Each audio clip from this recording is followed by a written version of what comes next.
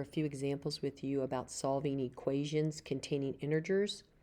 The first one is on your worksheet. This is question number 1 on your worksheet. So what I want you to do is I want you to go ahead and, let me get this on there, draw a line like a scale down from the equal sign, and we've done this in the past, and then make it like a T. So we'll call these our T's. And what you want to do is you want to get, your whole objective is to get your variable, n, over here, all by itself at the bottom. And so everything else that's by the variable needs to go away. And the way that you get it to go away is you do the opposite operation. So if I have a take away 6, if I add 6 on this side of the scale, whatever I do to one side of the scale, I have to do to the other side of the scale. So if I add 6 to this, take away 6, and add 6, they cancel each other out, and I'm left with just the n, which is what I want. But if I added 6 to this side, I have to add 6 to this side. Now what I want you to do is once you set it up, I want you to come over to the side and I want you to rewrite it. Say -2, that's that one, plus 6, and then I want you to think about your rules for integers. Same signs, keep and add, or add and keep. Different signs, subtract. Well, these signs are different. I have a positive and I have a negative. So 2 take away from 6 is 4. The greatest absolute value number that's the largest is the 6, and it's a positive. So my answer is positive 4.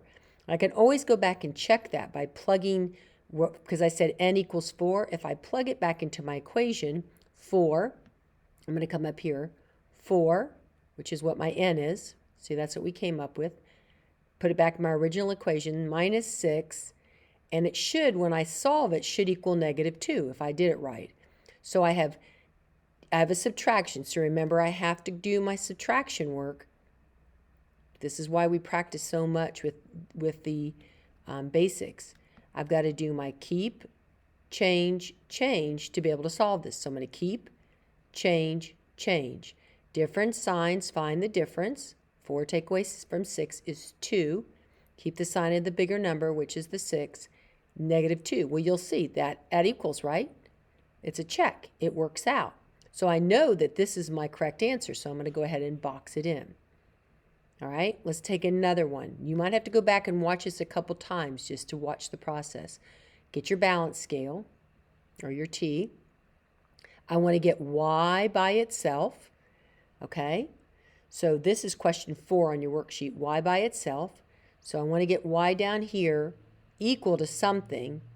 So I've got to get rid of this plus 4. That's got to go away in order for y to be by itself. So the opposite of a plus 4, or the inverse operation, is to take away. So I'll take away 4. If I take away 4, they cancel each other. Now I just have y. But whatever I do to one side of the scale, I have to do to the other side of the scale. So I have 2 minus 4. I'm going to come up here and write it up here. 2 minus 4. Well, I can't take 4 away from 2, so I'm going to have to do my keep, change, change, right? Keep the 2. I'm going to change to a different color. Keep the 2. Change this to addition. Change the positive 4 to a -4. Now I do my song. Same signs, no, but that would be add and keep. Different signs, subtract. So I'm going to subtract the 2 from the 4. 2 from 4 is 2, and it's going to keep the sign of the bigger absolute value. 4 is the bigger absolute value, so I'm going to give it the negative. All right? So if I plug that back into the original equation where y is, so I'm going to take my original equation. Instead of having y up there, I'm going to say -2. So my check is -2, because I'm putting it where y is. That's what I said y is, plus 4. And when I solve it, I better get the answer up here too, or I didn't do something right. So let's look at it. Same signs, keep and add, different signs, subtract. Okay, so I'm going to subtract 2 from 4 and get 2. Keep the sign of the bigger number and you'll be exact. The bigger absolute value is the 4. So it's a positive 2. Well, there you go. So I got the same answer. So I know this is my correct solution to the equation. All right, so that's when I'm adding or I'm subtracting. Let's look at another one. Whenever you see a variable, which is the letter, right next to a number, it means multiplication. Okay? So this is saying that negative 20 is equal to negative 4 times something. All right? So now you might be able to put in your head, oh, well, that's got to be a positive 5, because positive 5 times a negative 4 would give me a negative 20. But I don't want you just to put down what you guess in your head. I want you to show your work and how you're doing it, because part of algebra is showing your work. So we want to get S by itself. So I'm going to get S down here by itself, equal to something. I want to figure out what S is. So since this is multiplication, the inverse, or the opposite operation of multiplication, is division. So I'm going to divide by negative 4. Whatever the sign is on this one, when you're dividing, keep the sign the same, okay? So I'm going to divide by negative 4. If I divide negative 4 into 4, it goes one time, and that's the 1s. It's right there, okay? But whatever I do to this side, I have to do to the other. And to show division, a fraction is another way of showing division. So if I'm showing this, I'm really doing this. Negative 4 divided into negative 4. And then I'm dividing here. Negative 20 divided by 4, because it's like a fraction. Negative 4, a negative and a negative when I'm dividing means a positive, right? So I'm just going to go ahead and put my positive side down. 4 goes into 20 5 times. Well, let's look at it.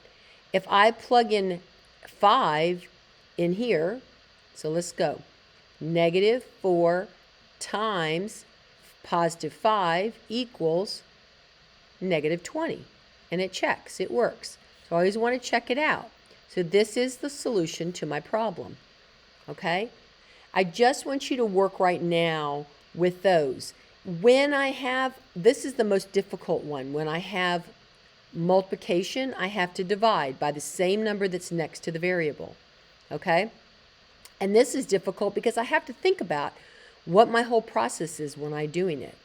So the last one that we would do would be if something is already a division and we have to multiply. So that's going to be the last one that we're going to do.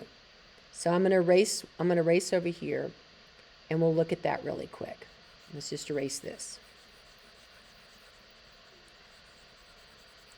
And we'll put a problem like that on there. All right?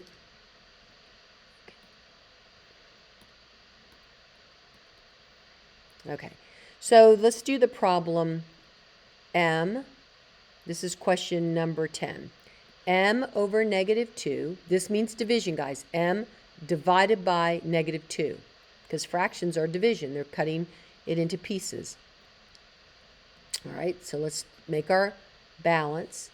M divided by negative 2. Now, if you want to, I don't want you to get in the habit of doing it because I'm going to show you how it's easy not to do it, but you can rewrite this side as M divided by negative 2 equals negative 5. And you could do your T like that if you wanted to, okay?